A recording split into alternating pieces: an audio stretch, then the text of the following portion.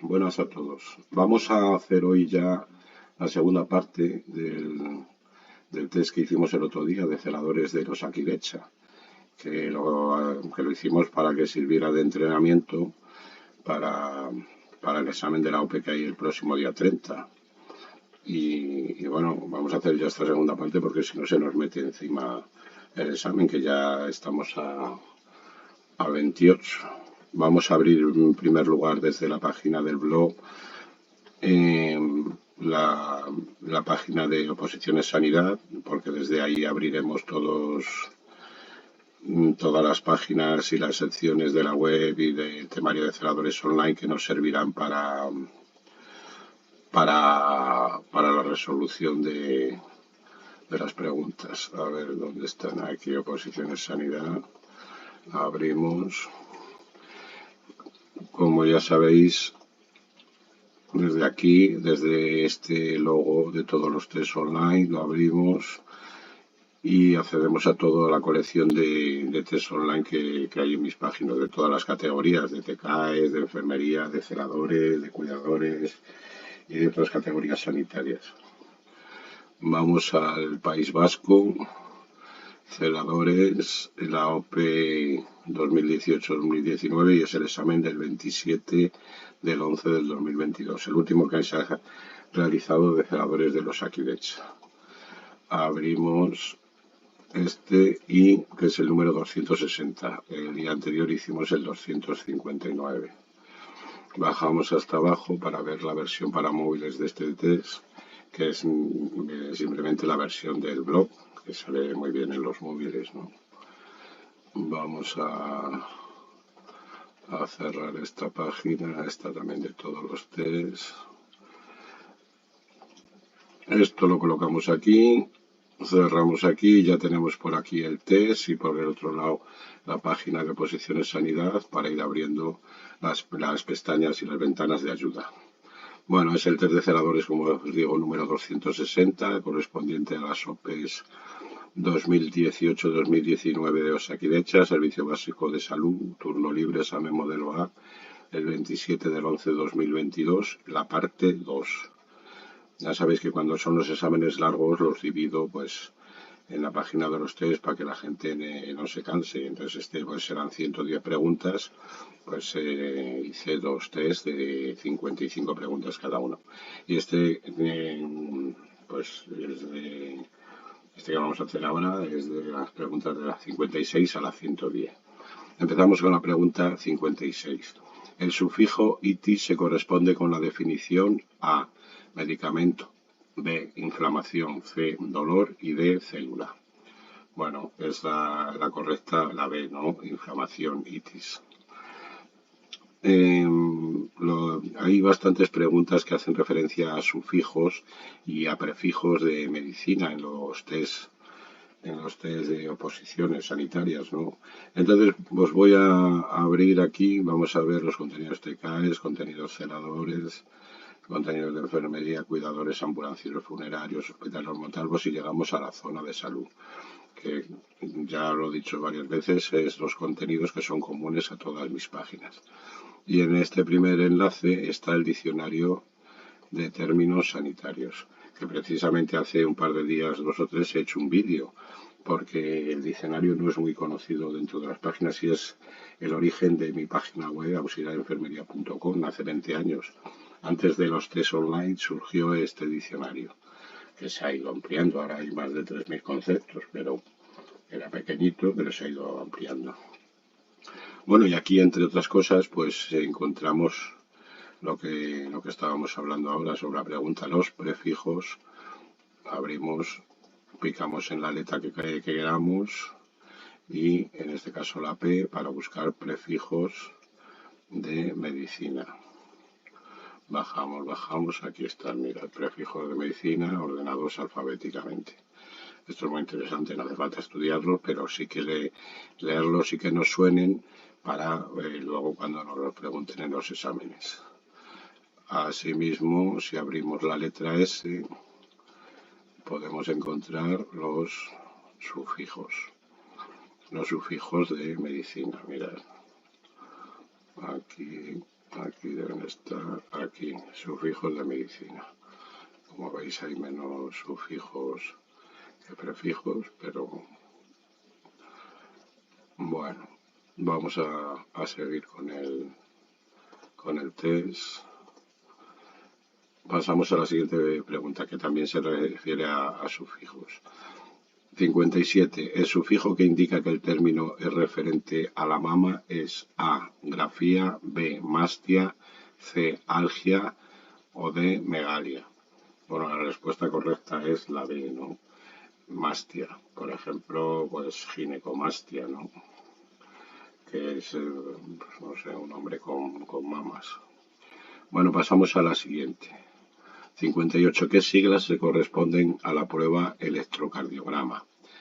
A, AFG, B, TAC, C, ECG y D, EMG. Bueno, pues electrocardiograma es correcta la C, ECG. Os recuerdo que el ECG es electrocardiograma, EEG es electroencefalograma. El electrocardiograma mide la actividad cardíaca y el electroencefalograma mide la actividad cerebral. Estas de EMG también se corresponden a un electromiograma, que esto mide la actividad muscular. También en las letras del diccionario, al principio encontráis estos, no sé cómo se llaman, las siglas y los acrónimos, ¿no? Por ejemplo, PAE, proceso de atención de enfermería, PEZ, posición, emisión, tomografía por emisión de positrones, y, en todas las letras al principio pues vienen las siglas, por ejemplo, SACIL, Sanidad de Castilla y León, SIDA, síndrome de inmunodeficiencia adquirida, etcétera, etcétera, sonda nasogástrica, Sistema Nervioso Central, SNS, Sistema Nacional de Salud, SVA, Soporte Vital Avanzado, SVB, Soporte Vital Básico. En todas las letras al principio, en todas las letras del diccionario, aparecen estas siglas con sus acrónimos. Bueno, si pasamos a la siguiente, que también se refiere a esto de las siglas. 59. ¿Qué siglas corresponden a la unidad de reanimación posanestésica? A. SRPA, B. RPA, C. URPA y D. RPAN. Pues es la C, ¿no? Unidad de rehabilitación posanestésica. Hablan aquí de la URPA, pues que es unidad de rehabilitación posanestésica. Bueno, pasamos a la siguiente, 60. ¿Qué siglas corresponden a la enfermedad pulmonar obstructiva crónica? A, EPOT, o sea, EPOT, B, EPOD, C, POCD y D, EPOC. Bueno, pues la correcta es la de EPOT, ¿no? Pasamos a... Bueno, aquí podemos abrir uno desde la zona de salud, uno de los dossiers de salud. En concreto, el dossier número, si lo encontramos por aquí, el número 58, que se refiere a la EPOD, enfermedad pulmonar obstructiva crónica. Ya sabéis que la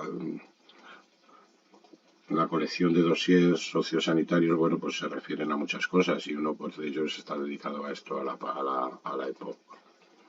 Hay pues casi 100, bueno, 95, ¿no?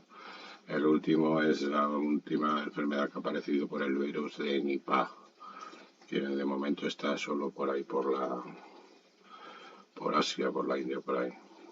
Pero bueno, esperemos que nos llegue. Bueno, pasamos a la siguiente pregunta. 61. La especialidad médica que se ocupa de las afecciones del corazón y aparato circulatorio. A. Cardiología. B. Neurología. C. Nefrología. Y D. Endocrinología. Bueno, pues es la A, ¿no? La cardiología, que se ocupa de las afecciones del corazón y del aparato respiratorio. Circulatorio. La del aparato respiratorio sería la neumología.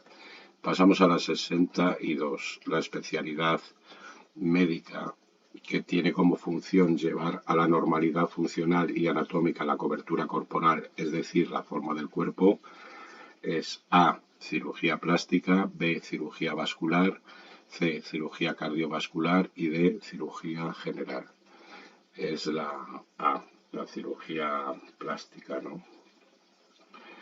Mirar, aquí sobre las especialidades también vamos a, a ir al diccionario. Abrimos la letra E y en la letra E también vamos a buscar las diferentes especialidades que hay, las diferentes especialidades médicas, ¿no? A ver si les encuentro escala de desgaste, escala de Zaria, esos son diferentes escalas médicas. Especialidades médicas más frecuentes, mira, desde la neurología hasta la urología. Y luego viene una descripción, por ejemplo, urología se ocupa del estudio, diagnóstico y tratamiento de las patologías que afectan al aparato urinario, glándulas suprarrenales y rectoperitoneo de ambos sexos y del aparato reproductor masculino. Bueno, para que esto lo he abierto porque veáis que también están aquí reflejadas las especialidades médicas en el aparato, en el diccionario de términos y la descripción de cada una de ellas. Pasamos a la pregunta 63. Hace referencia al estudio y tratamiento de enfermedades de la sangre. A, nefrología, B, dermatología, C, obstetricia y D, hematología. Bueno, pues es la de hematología, ¿no? Que es otra de las especialidades médicas.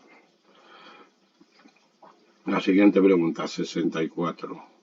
La formación quirúrgica de un ano artificial o estoma a través del abdomen con el fin de evacuar el contenido intestinal se denomina A, edema, B, úlcera, C, melena y D, colostomía. Bueno, es una colostomía, ¿no? Es la formación quirúrgica de un ano artificial, que también lo podéis encontrar en el diccionario. Pasamos a la siguiente, 65. En este test hay, ahora todavía no han empezado, pero ya os digo que hay bastantes preguntas de legislación. Ya. Que bueno, la legislación tampoco es de mucha explicación, se estudia y punto. La 65. ¿Cómo se denomina el recipiente de borde plano y ancho utilizado por el paciente para excretar en posición de decúbito supino? A, cuña, B, batea, C, botella y D, orinal. Bueno, la respuesta correcta es la A, la cuña, ¿no? La cuña también llamada por aquí vacinilla. La cuña o vacinilla. No confundir con el conejo, que es para los hombres para orinar, ¿no? La cuña es para excretar en posición de decúbito supino, es decir, tumbado boca arriba. Se coloca la cuña debajo del paciente, por eso es bastante plana y un poquito ancha para que no le duela en exceso, ¿no? a la hora de su colocación. La 66, pasamos a la siguiente pregunta. 66. ¿Qué prueba estudia la función respiratoria? A, electrocardiograma, B, espirometría, C, endoscopia y D, ecografía. La correcta es la B, ¿no? La espirometría, que es la prueba esta de soplar, y que hay que subir la bolita y mantenerla cuanto más tiempo posible arriba, ¿no? En el aparato, y el aparato nos va midiendo pues la capacidad ventilatoria y la función respiratoria. Pasamos a la pregunta 67. El término paraplegia se corresponde con la siguiente definición. A, parálisis de los miembros o extremidades inferiores, de la cintura hacia abajo. B. Parálisis de las cuatro extremidades. C. Parálisis del hemicuerpo derecho. Y D. Parálisis del hemicuerpo izquierdo. Bueno, la correcta es la A, ¿no? Parálisis de los miembros extremidades inferiores. Esa es la paraplegia. Luego, la tetraplegia es la imposibilidad de movimientos de las cuatro extremidades. Y la hemiplegia es la imposibilidad de movimientos en un lado del cuerpo. Puede ser en el lado derecho o en el lado izquierdo, ¿no? O sea, habría hemiplegia derecha o hemiplegia izquierda. Bueno, pasamos a la siguiente, 68. El tubo que, introducido por el meato, llega hasta la vejiga se denomina A. Sonda nasogástrica. B. Sonda vesical. C. A y B son incorrectas. Y D. A y B son correctas. Bueno, el tubo que se introduce por el meato hasta la vejiga puede ser la sonda vesical. Que hay varios tipos de sondas vesicales, pero la más común es la sonda de Foley, de 2 o 3 luces, es decir, de 2 o 3 agujeros, 2 o 3 vías.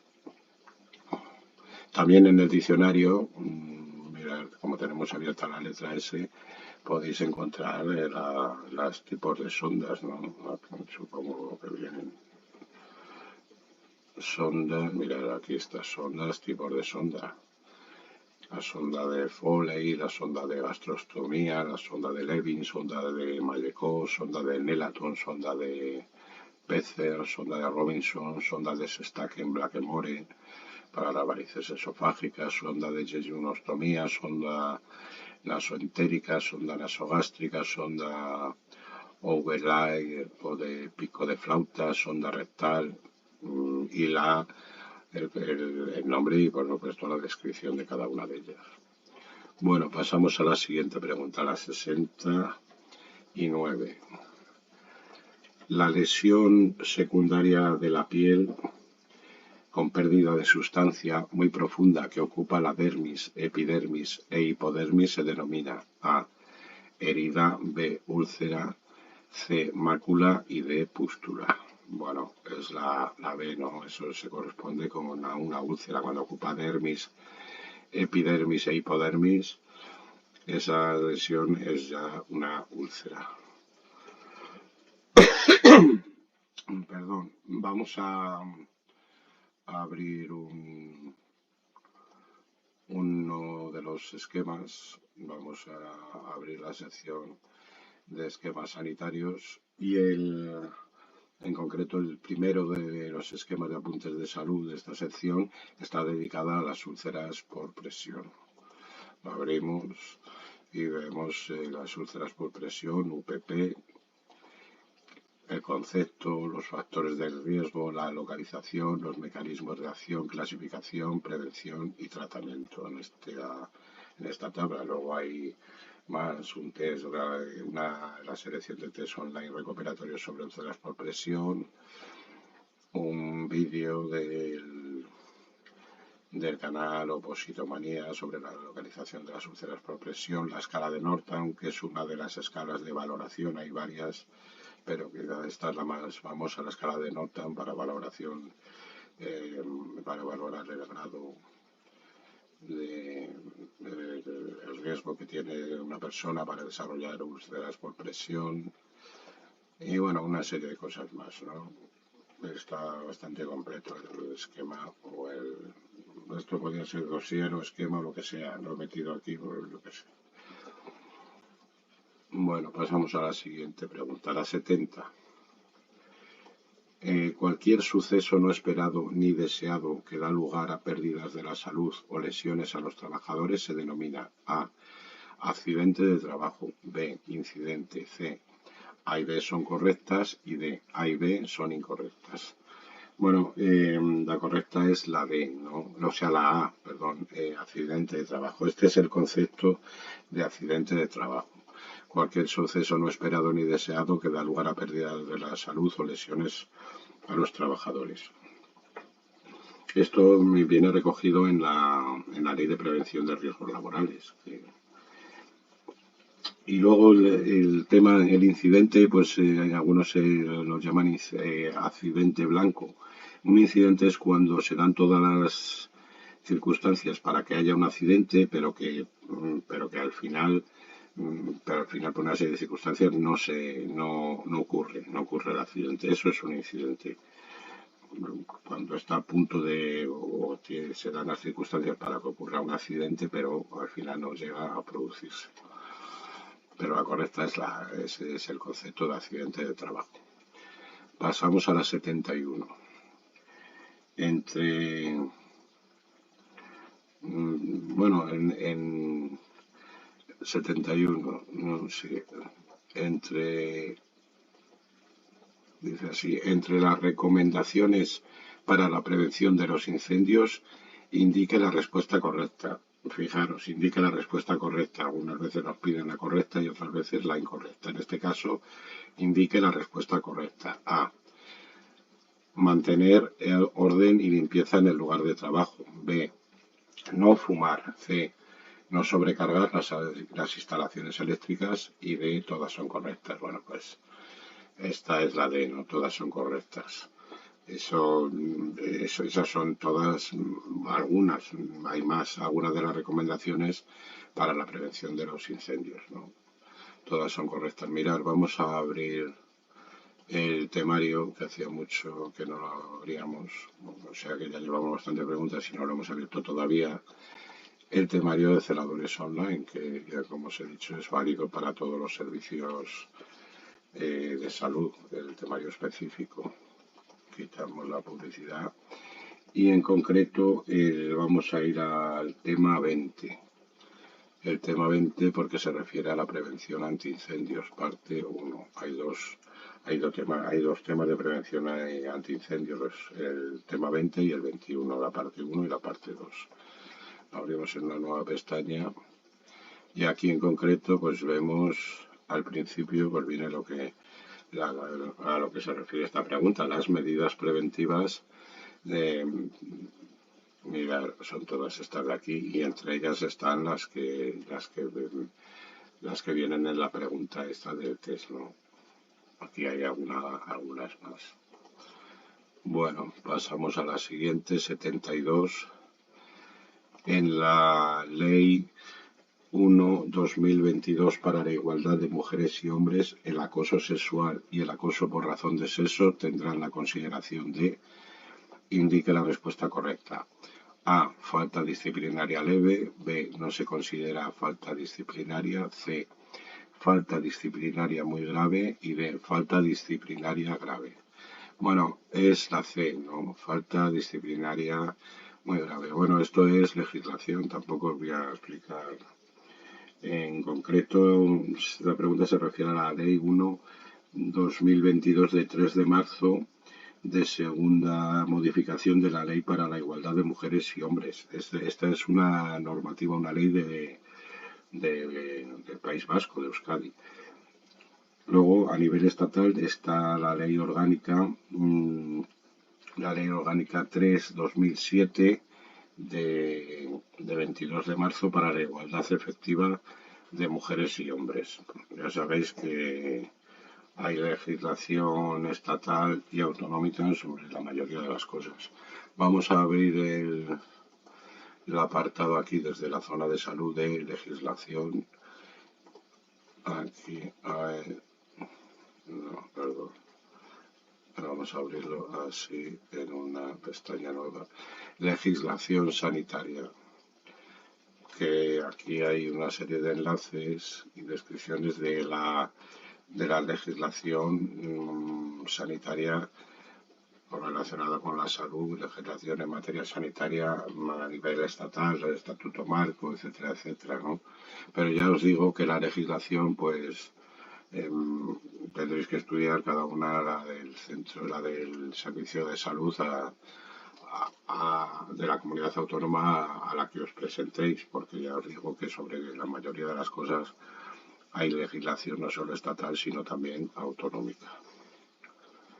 Bueno, pasamos a la siguiente. 73. La historia clínica indique la respuesta correcta. A. Tiene como fin principal facilitar la asistencia sanitaria. B. Debe reflejar la comunicación entre profesionales de la salud y pacientes. C. A y B son correctas y D. A y B son incorrectas. La correcta es la C, ¿no? A y B son correctas. Con respecto a la historia clínica, vamos a ver el temario de celadores online. Bajamos después de todo el temario que vienen los anexos. Después de los anexos vienen las entradas del blog con ampliaciones de temario y después de eso viene la legislación sanitaria. Y en este caso concreto abrimos la ley de autonomía del paciente. ¿Por qué? Porque la ley de autonomía del paciente es donde se hace referencia, que es la ley 41/2002 de 14 de noviembre, básica reguladora de la autonomía del paciente y de derechos y obligaciones en materia de información y documentación clínica. Y en esta ley se hace referencia a la historia clínica. Y bajando en este tema, aquí encontramos esta tabla que es buenísima sobre la historia clínica, que incluye la definición, el archivo, el contenido mínimo de la historia clínica, los usos, el acceso y la conservación. Esta tabla ahí la que tenéis que estudiar, ¿no? Y también incluye un vídeo del canal YouTube o Positomanía sobre la historia clínica. Bueno, pasamos a la siguiente, que también hace referencia a la historia clínica. 74. El acceso a la documentación de la historia clínica de las personas fallecidas por terceras personas que acrediten su vinculación por razones familiares o, de hecho, A. Se podrá producir siempre que se justifiquen motivos por un riesgo para la propia salud de la persona. B. En ningún caso tendrán acceso. C. Se podrá producir en todos los casos que se justifique parentesco directo. Y D. Se podrá producir en todos los casos que se justifique ser heredero. Bueno, la respuesta correcta es se podrá producir siempre que se justifiquen motivos por un riesgo para la propia salud de la persona. Pasamos a la pregunta 75. La Ley 7/2002 de 12 de diciembre del Parlamento Vasco hace referencia a voluntades anticipadas en el ámbito de la sanidad. B. La igualdad de mujeres y hombres. C. Medidas para la gestión de la pandemia de COVID-19. Y D. Ordenación sanitaria de Euskadi. Bueno, la respuesta correcta es la Ley 7/2002 del 12 de diciembre del Parlamento Vasco. Se refiere a las voluntades anticipadas en el ámbito de la sanidad. Vamos de nuevo a abrir el temario de celadores online y en el apartado que estábamos antes, de legislación de sanidad, abrimos esta sección, esta entrada, que se refiere a las instrucciones previas, testamento vital, voluntades anticipadas. Todo es lo mismo, lo que pasa que cada comunidad autónoma lo llama de alguna manera, de diferente manera, pero testamento vital, instrucciones previas, voluntades anticipadas es lo mismo. Esta ampliación del temario de celadores online está muy bien porque recoge la normativa sobre este aspecto de las voluntades anticipadas o el testamento vital de todas las comunidades autónomas, como veis, mirad, salud, el Servicio Canario, el Servicio Cántabro, el Servicio Gallego de Salud, el SERIS, el Servicio Riojano, el SERMAS, el SES, el SESPA, el SESCAN, el Servicio Murciano de Salud, y mirar, aquí está Rosakidecha, que pues hace referencia a la ley esta que hace referencia a la pregunta, la ley 7/2002 de 12 de diciembre de las voluntades anticipadas en el ámbito de la sanidad. Y además incluye el acceso a la ley. el enlace a la propia ley, ¿no? Bueno, pasamos a la pregunta 76. El sistema sanitario de Euskadi tiene como objetivo último A. El mantenimiento del nivel de la salud de la población. B. La recuperación del nivel de la salud de la población. C. El mantenimiento, la recuperación y mejora del nivel de la salud de la población. Y D. La mejora del nivel de salud, la salud de la población. Bueno, esta pregunta es un poco por lógica o deducción, porque la respuesta correcta es la suma de todas las anteriores, de todas las demás, ¿no? Aquí, que es la C, esta es la correcta. El sistema sanitario de Euskadi tiene como objetivo último el mantenimiento, la recuperación y la mejora del nivel de la salud de la población, que es la suma de todas las anteriores, de la A, de la B y de la B, ¿no? Pasamos a la pregunta 77. Es personal que, una vez superado el correspondiente proceso selectivo, obtiene un nombramiento para el desempeño de su función con carácter permanente. A. Personal estatutario temporal. B. Personal estatutario fijo. C. Personal estatutario interino. Y D. Personal estatutario sanitario. Bueno, pues la correcta es la B, ¿no? Es el personal estatutario fijo. Una vez que supera el correspondiente proceso selectivo y obtienen nombramiento para desempeñar la función con carácter permanente. Eso es personal estatutario fijo. Daros cuenta que en la administración, cuando se confiere un nombramiento, el nombramiento se confiere al personal funcionario, al personal estatutario. Cuando hay un contrato, la firma de un contrato laboral, pues se refiere al personal laboral. Pasamos a la siguiente pregunta.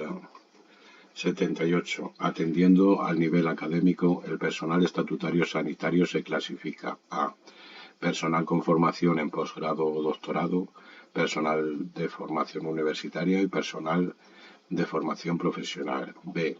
Personal de formación universitaria y personal sin formación. C. Personal de formación universitaria y personal sin formación universitaria. Y D. Personal de formación universitaria y personal de formación profesional. Bueno, la correcta es la D, ¿no? Vamos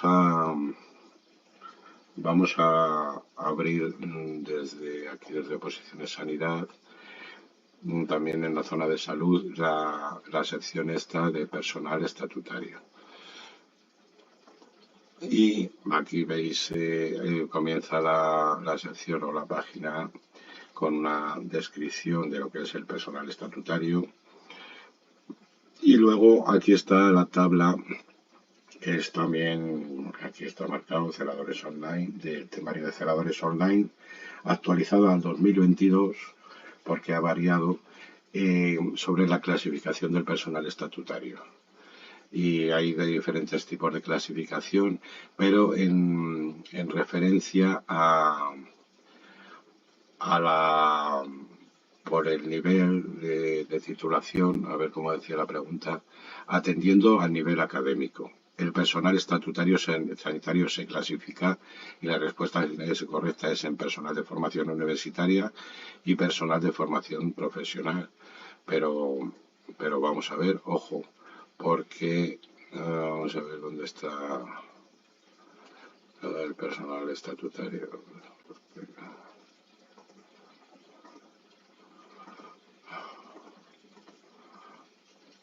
Porque si en cambio nos dijera, atendiendo al nivel académico, el personal estatutario de gestión y servicios, entonces no sería esa la correcta, porque el personal estatutario de gestión y servicios se clasifica atendiendo al nivel académico en de formación universitaria, de formación profesional y otro personal.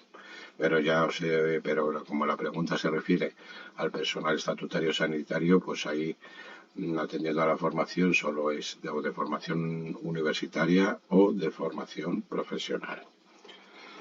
Bueno, pasamos a la siguiente pregunta. 79 criterios de clasificación del personal estatutario. A. Función desarrollada. B. Nivel del título exigido para el ingreso. C. Tipo de nombramiento. Y D. Todas son correctas. Bueno, pues todas son correctas. ¿Por qué? Pues lo hemos visto en la tabla esta. Precisamente los tipos de clasificación de personal estatutario por la función desarrollada, por el nivel de título exigido para el ingreso y la tercera por el tipo de nombramiento, es decir, las tres que vienen aquí. Entonces todas son correctas. Pasamos a la pregunta 80.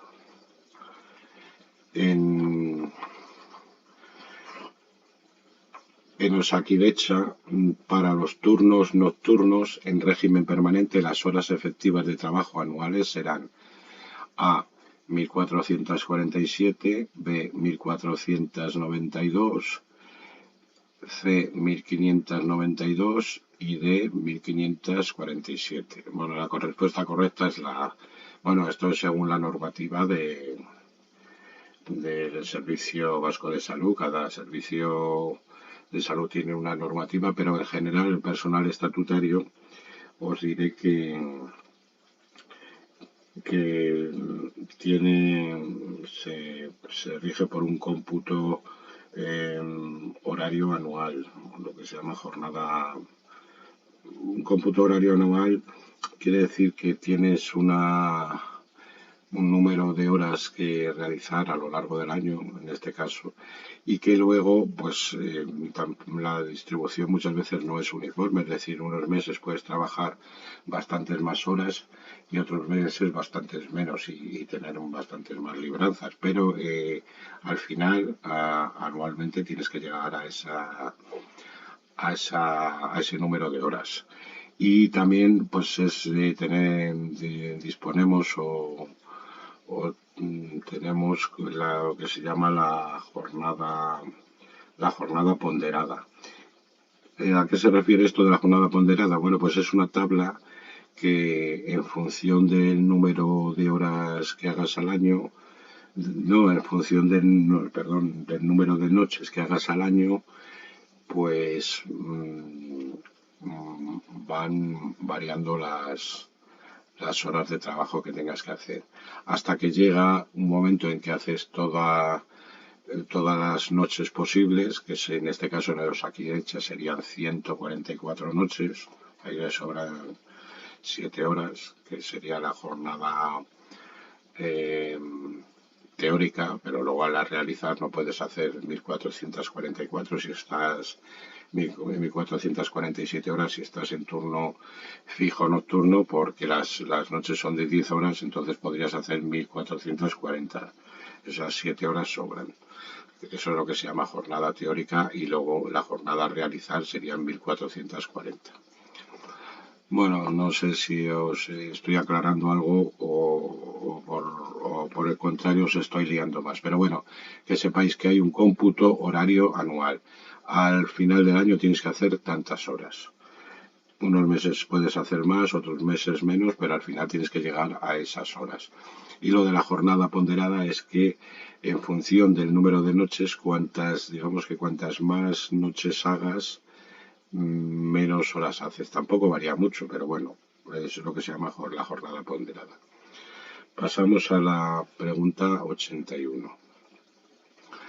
Entre los principios que rigen la ordenación del régimen del personal estatutario, indique la respuesta correcta. A.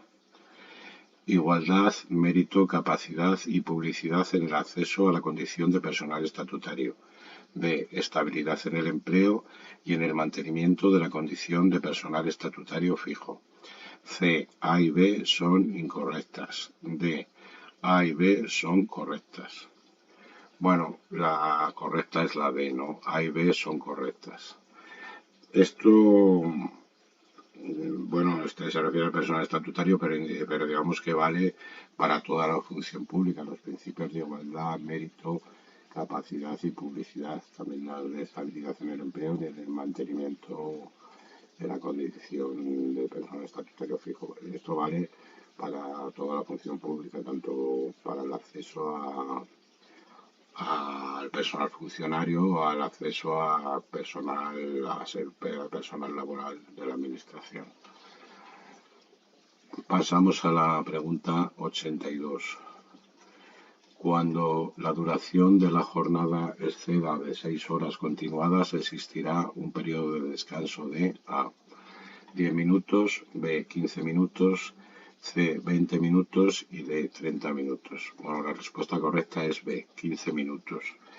Esto está recogido en el Estatuto Marco, en el Estatuto Marco del personal estatutario. Vamos a ver aquí el apartado de legislación. Mirad, abrimos aquí al principio de la legislación, viene el Estatuto Marco. Lo abrimos. Como veis, tengo el índice. Este es el Estatuto Marco, digamos, original.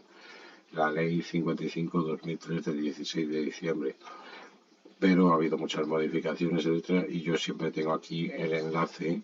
Os recomiendo que picáis en el enlace que pone BOE, Boletín Oficial del Estado, Legislación Consolidada. Lo abrimos en una nueva pestaña. ¿Por qué? Porque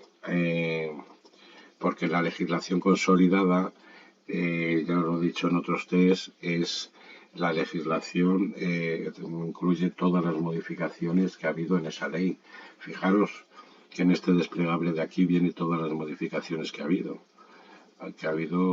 montones, ¿no? Como veis aquí. Bueno, pues eso es la legislación consolidada.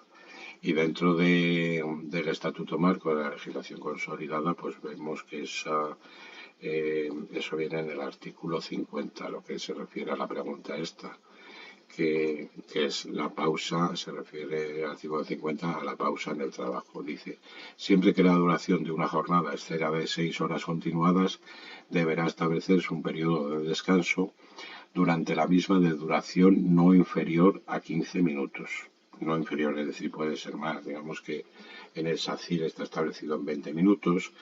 El momento de disfrute de este periodo se supeditará al mantenimiento de la atención de los servicios. Bueno, pero la respuesta correcta es cuando la duración de la jornada existirá un periodo de descanso de 15 minutos. Bueno, vamos a pasar a la pregunta 83. Entre los fines de interés general que perseguirá el ente público Osakidetza, Servicio Vasco de Salud, A. Promover la actualización de los conocimientos de su personal sanitario y no sanitario únicamente en el campo específico de la salud. B. Promover la formación de los conocimientos especializados de su personal sanitario en el campo de la salud y los conocimientos del personal sanitario en el campo de la gestión sanitarias. C. Promover la formación de los conocimientos que requiere su personal sanitario y no sanitario únicamente en el campo específico de la gestión y administración sanitarias. Y D.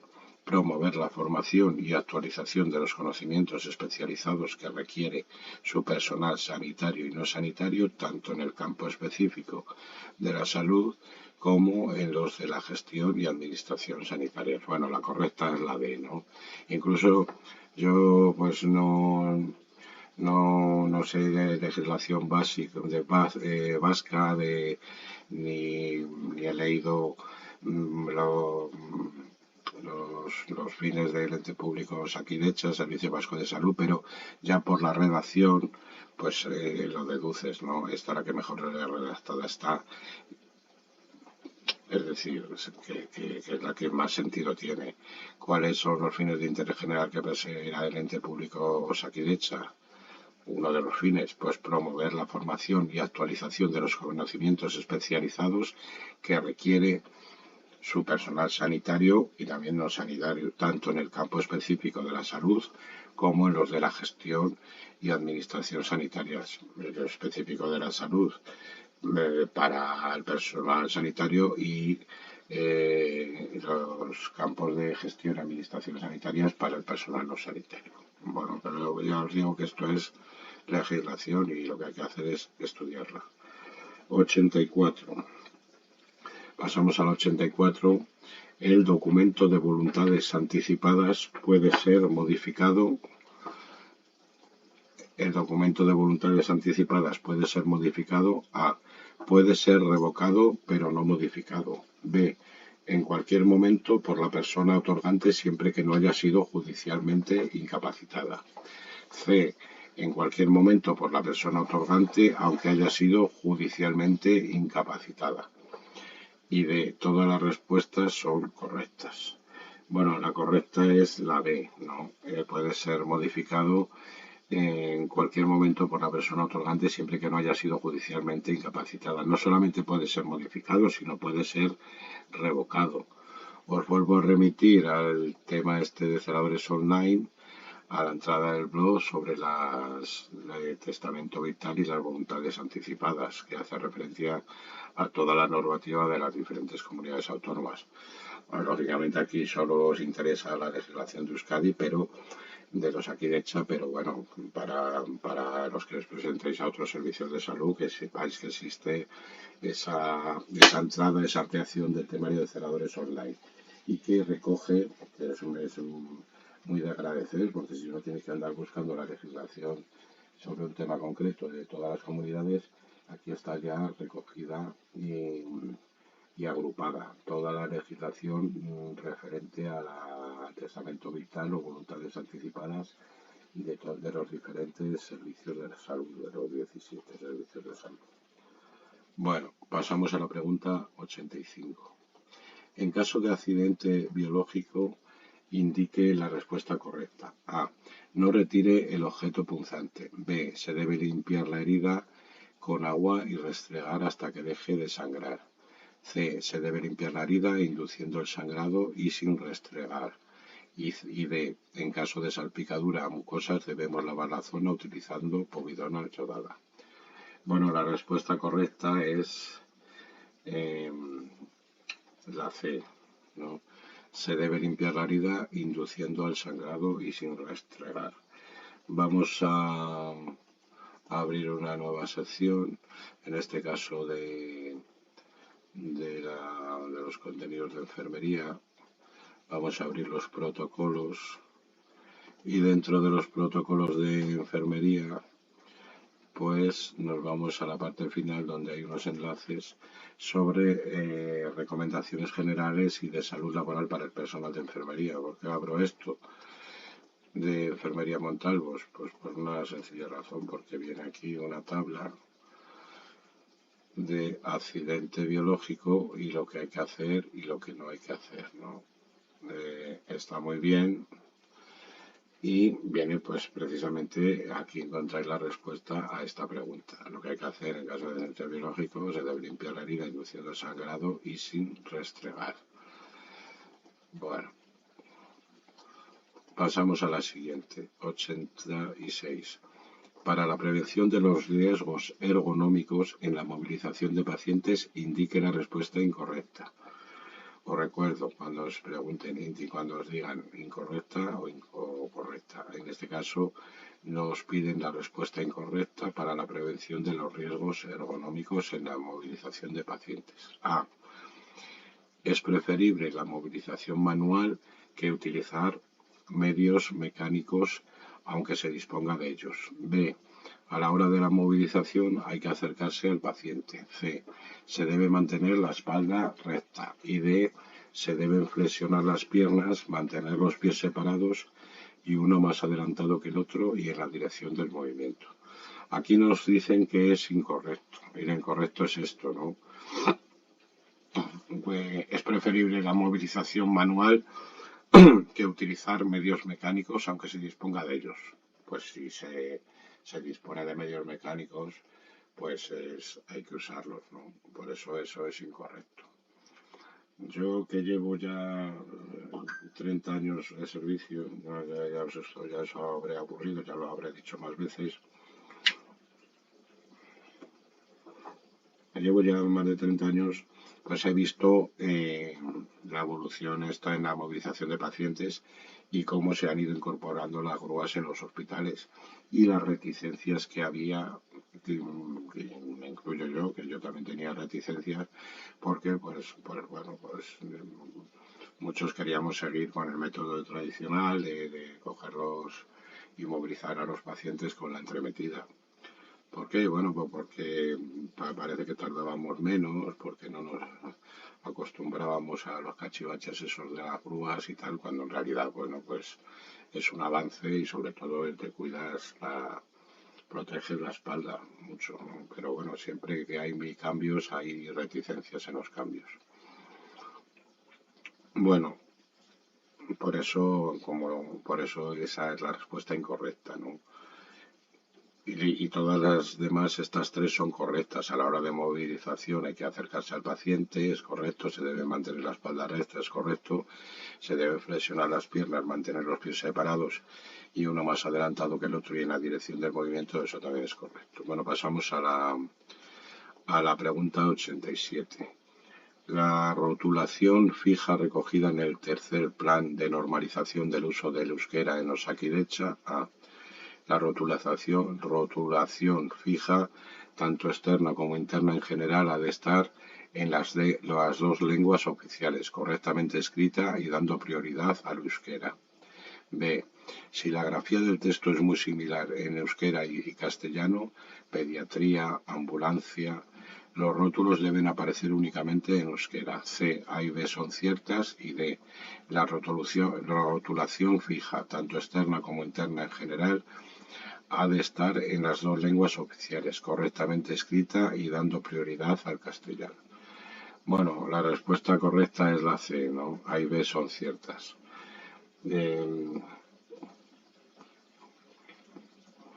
Esto es normativa recogida en el tercer plan de normalización del uso del euskera en el Osakidetza. Entonces, lo que viene a decir este plan, bueno, porque se debe rotular en las dos lenguas y que se dé prioridad al euskera.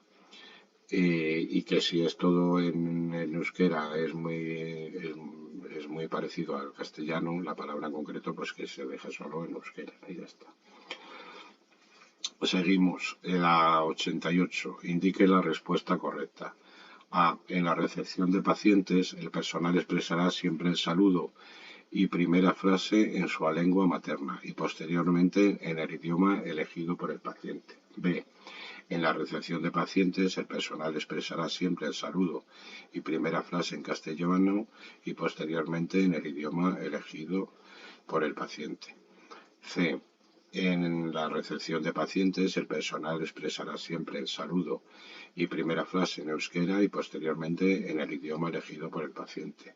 Y D. En la recepción de pacientes, el personal expresará siempre tanto el saludo, primera frase y posterior comunicación en euskera. Bueno, la respuesta correcta es la C.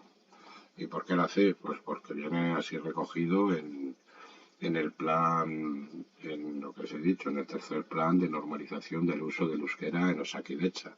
Cuando recepcionamos un paciente, siempre le saludaremos en euskera, las primeras frases, y posteriormente hablaremos en el idioma que hable el paciente. A no ser que el paciente hable en suajili, que a lo mejor no lo conoce el celador.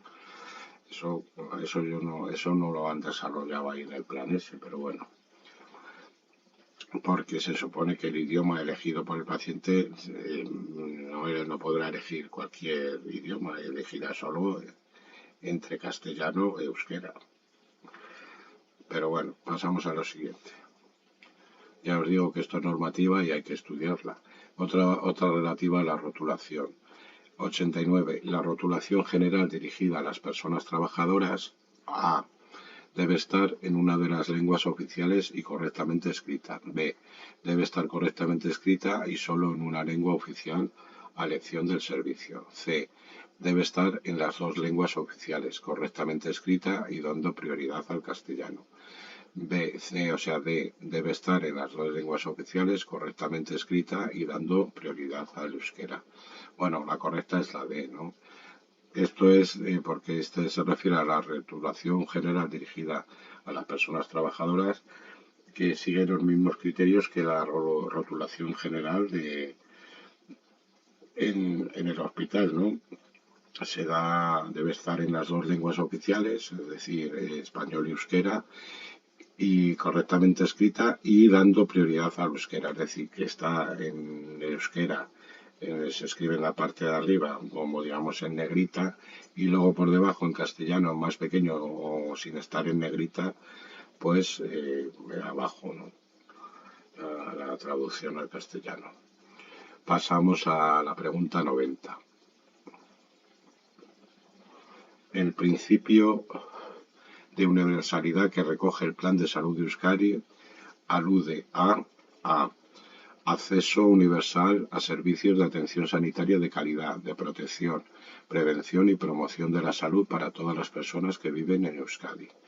B. Acceso universal a servicios de atención sanitaria de calidad, de protección, prevención y promoción de la salud para todas las personas que poseen tarjeta sanitaria en Euskadi.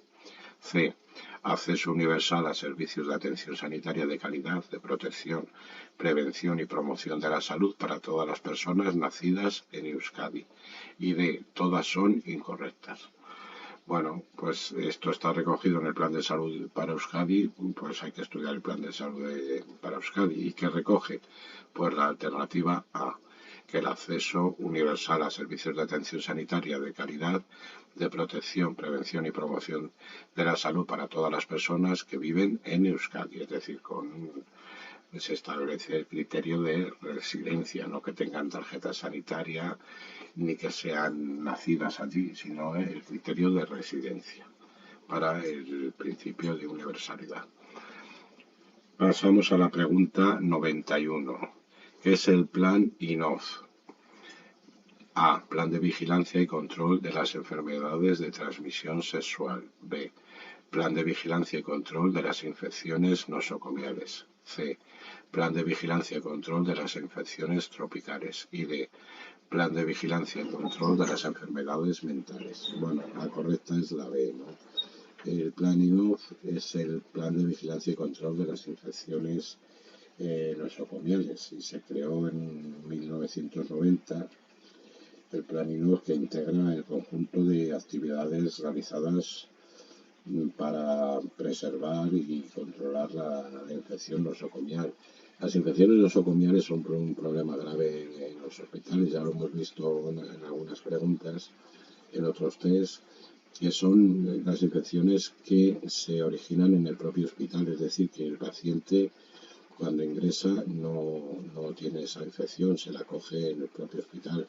Ya os digo que son un problema grave y entonces todos los servicios de salud, incluido Osakidetza, pues hacen planes de prevención y de control de este tipo de infecciones, ¿no?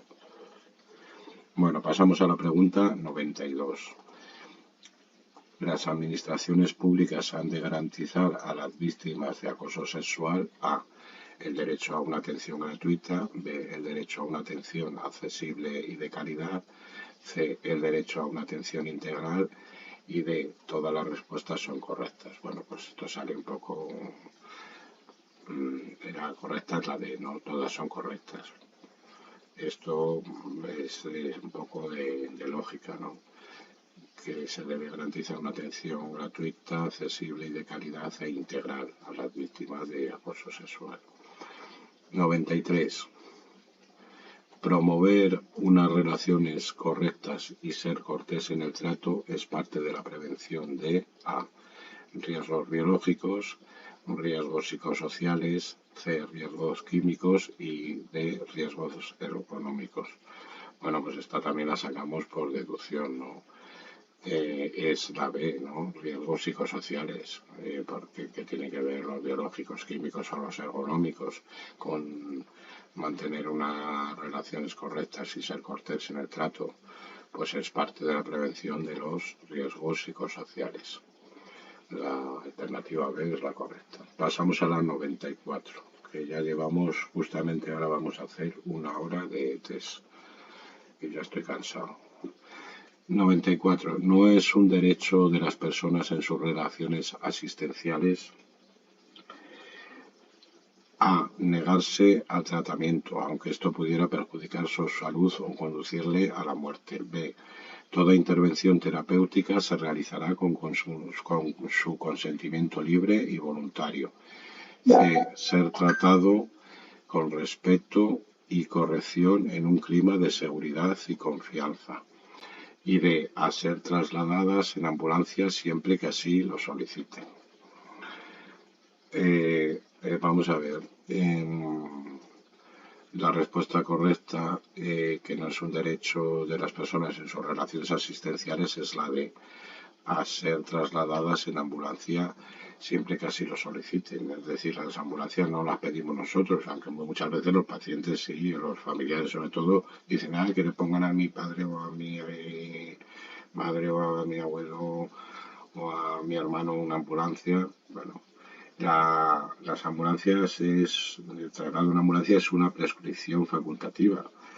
Muchas veces se hace mal uso de las ambulancias y eso ocasiona pues, muchos problemas porque luego hay muchos traslados, es decir, mucha gente que tiene posibilidad, pues cuando le dan de alta, pues de irse a su pueblo y lo pueden llevar los familiares en el coche particular y en cambio pues solicitan una ambulancia. Resulta que va a la ambulancia y después van ellos en el coche.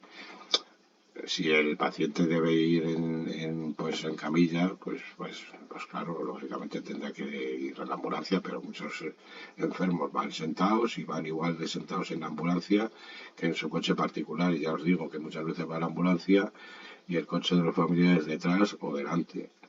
Es un recurso tirado a la basura, ¿no? Y luego hace que se retrasen porque, claro, hay más servicios de los que debería haber. Bueno, pasamos a la 95, que ya hemos pasado ahora, como os he dicho. 95. ¿Quiénes son titulares de los derechos y deberes del sistema sanitario de Euskadi? A. Todas las personas que accedan al servicio sanitario de Euskadi. B. Exclusivamente las personas residentes en el País Vasco. C. Solo las personas que viven o hayan nacido en la Unión Europea. Y D. Solo las personas mayores de edad. Bueno, la respuesta correcta es la A.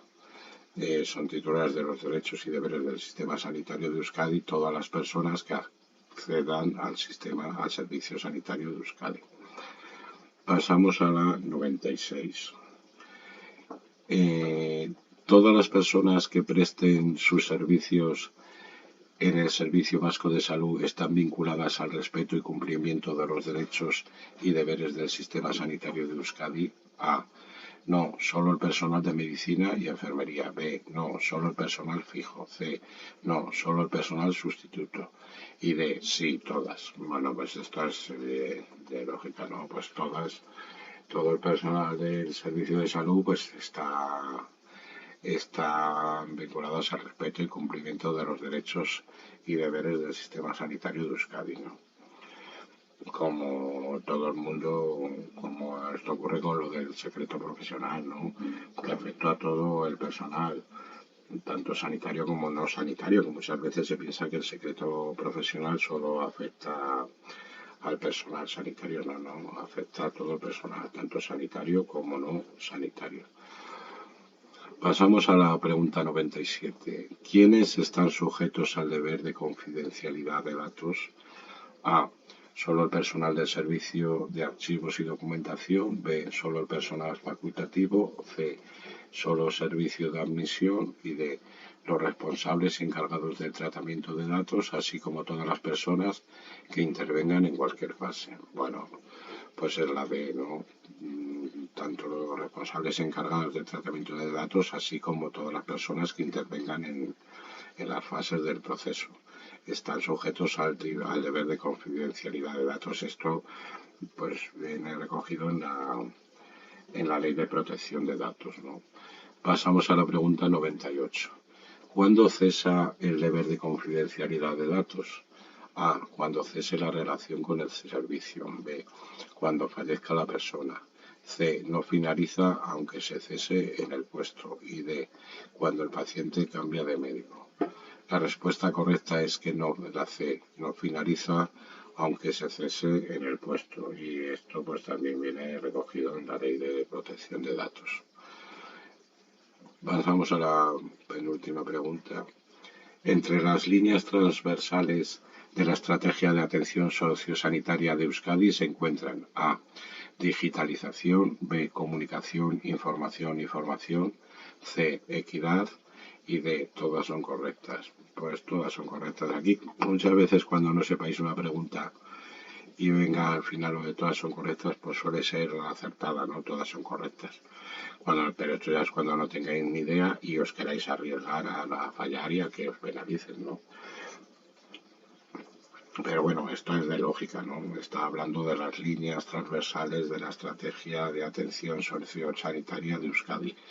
Pues daros cuenta que eso de las líneas transversales, que es una cosa muy grandilocuente, pues, pues hablarán de todo, de la digitalización, de la comunicación, de la información, de la formación, de la equidad y del Cucum de San Pedro Bendito, ¿no? Entonces, todas son correctas. Bueno, pasamos a la 100, que es la última pregunta, bueno, aunque luego hay 10 más de las preguntas de reserva. La 100. ¿Cómo se denomina el conjunto de documentos que contienen los datos, valoraciones e informes de cada proceso asistencial de cada paciente? A. Historia clínica. B. Registro personal e intransferible del paciente. C. Datos del paciente. Y D. Informes y registros del paciente. Bueno, pues es la historia clínica, ¿no? La A, que ya os he dicho en el temario de celadores. Aquí está en la tabla esta que abrimos anteriormente sobre la historia clínica, que está muy bien, ¿no? Recogida en las ampliaciones de temario de celadores, en las ampliaciones de temario de legislación. Y ya pasamos a las preguntas de reserva. Preguntas de reserva 101. Para colocar al paciente el arnés de una grúa desde la posición sentado en una silla. A. Colocar el arnés de abajo arriba, por detrás y por debajo de una sábana entremetida hasta la altura de la cintura. B. Colocar el arnés de arriba abajo, por detrás y por debajo de una sábana entremetida hasta la altura de la cintura. C. Colocar el arnés de arriba abajo, por delante y por encima de una sábana entremetida hasta la altura de la cintura. Y D.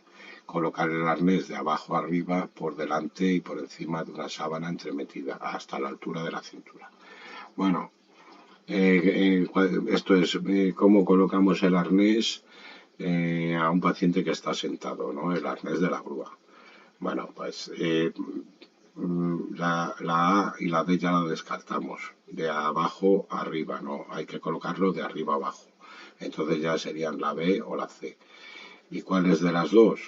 Pues es la B, ¿no? Porque hay que colocarlo de arriba abajo por detrás. No lo vas a poner por delante, sino por detrás, por la parte de la espalda.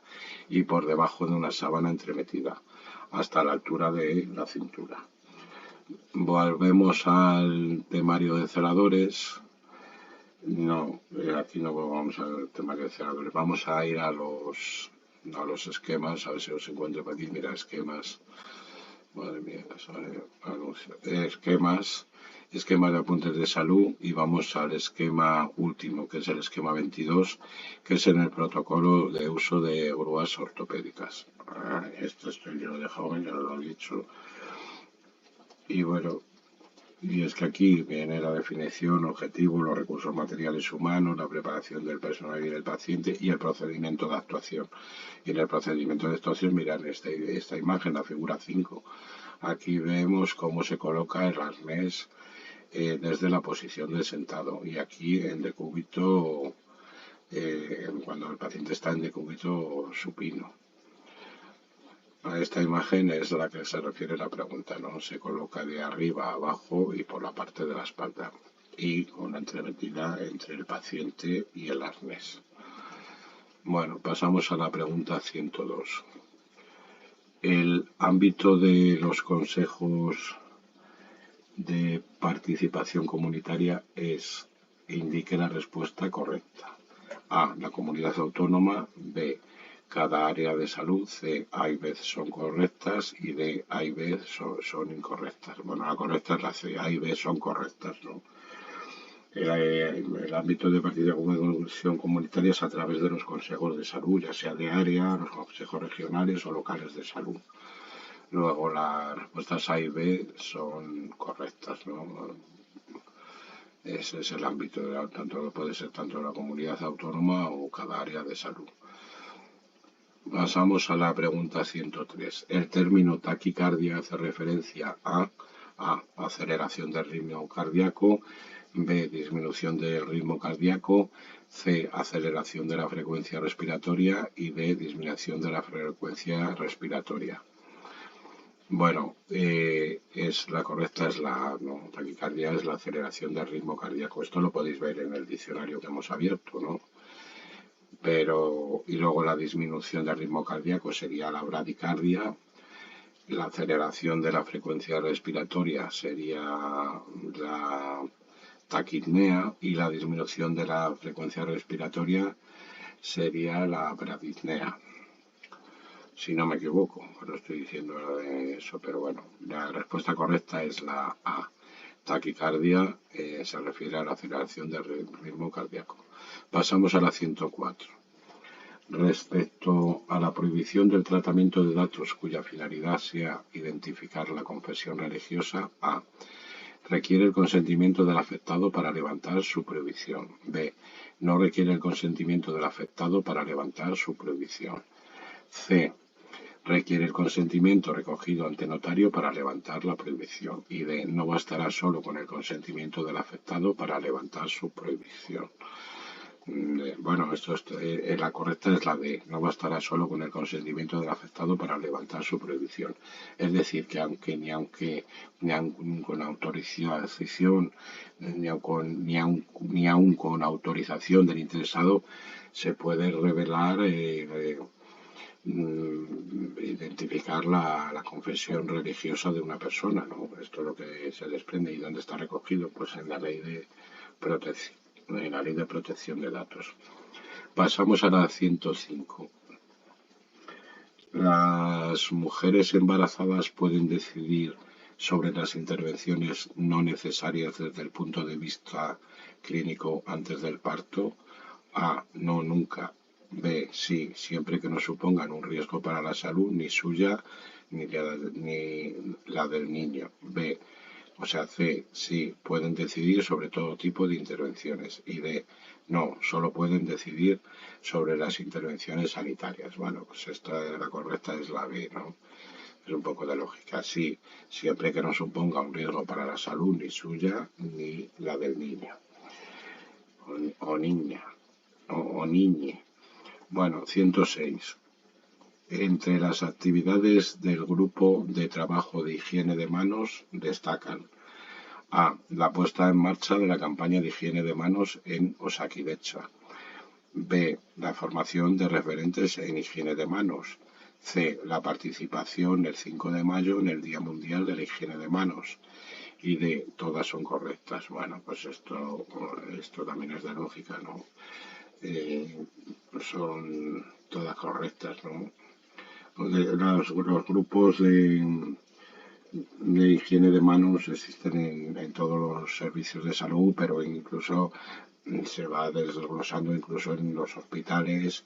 Hay grupos de higiene de manos, pero incluso en las diferentes plantas de hospitalización hay grupos de trabajo de higiene de manos, ¿no? Porque es un problema bastante serio también, ¿no? Y en esto hace mucho hincapié la OMS. Hace bastantes campañas porque es muy importante precisamente también de lo que comentábamos antes de las infecciones nosocomiales para prevenir las infecciones nosocomiales, ¿no? Somos los mayores portadores, ¿no? El personal sanitario de virus y bacterias entre unos enfermos a otros, ¿no? Y entonces la higiene de manos es fundamental. Bueno, pasamos a la 107. El término disnea se corresponde con la siguiente definición. A. Dificultad para deglutir. B. Dificultad para hablar. C. Dificultad para respirar. Y D. Dificultad para articular palabras. Bueno, pues la correcta es la C, ¿no?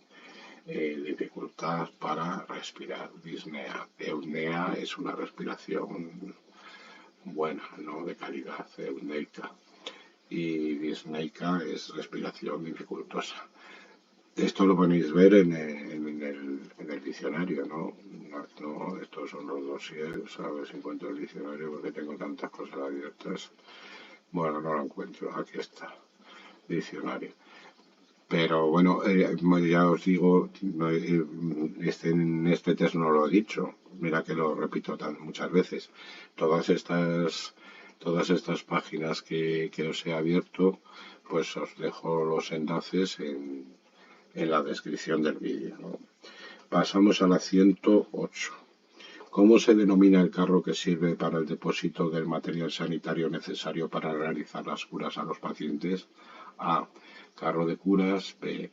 Carro de material. C. Carro sanitario. Y D. Carro de farmacia. Bueno, pues como su propio nombre indica, la respuesta correcta es la A. Carro de curas, ¿no?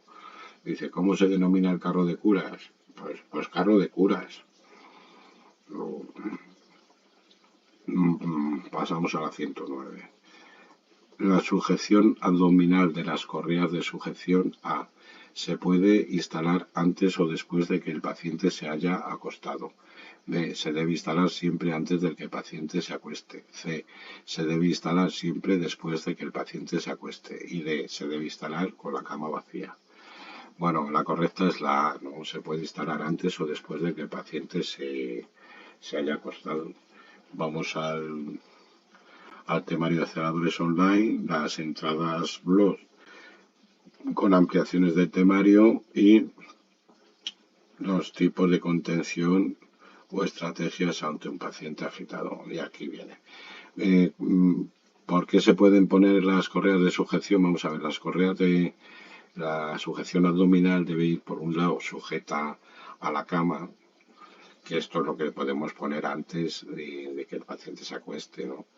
Y una vez que ya se haya acostado, que tenemos esa parte puesta, le ponemos el cinturón abdominal, que es, digamos que una especie de faja ancha que se sujeta para inmovilizar al paciente, que se sujeta con los imanes. Ahí en la entrada está, viene todo el material. Entonces, por eso se puede instalar antes o después de que el paciente se haya acostado. Pero claro, si lo instalamos antes, instalamos todo menos cerrar el cinturón, que hay que cerrarlo, o sea, la parte de la faja abdominal que sujeta al paciente, hay que cerrarla una vez que esté el paciente acostado, ¿no? Pasamos a la 110 y ya la última de las preguntas del test y de la última de las preguntas de la reserva. 110. En cuanto a la utilización del rolón o rollboard, A. En el desplazamiento no deberemos mantener el eje cabeza-pies recto. B. En el desplazamiento deberemos mantener el eje cabeza-pies recto. D. O sea, C. Se ladea totalmente al paciente para apoyarlo en el centro del rolón. Y D, B y C son incorrectas. Bueno, en cuanto a la utilización del paciente, bueno, la correcta es la B, ¿no? En el desplazamiento debemos mantener el eje cabeza-pies recto.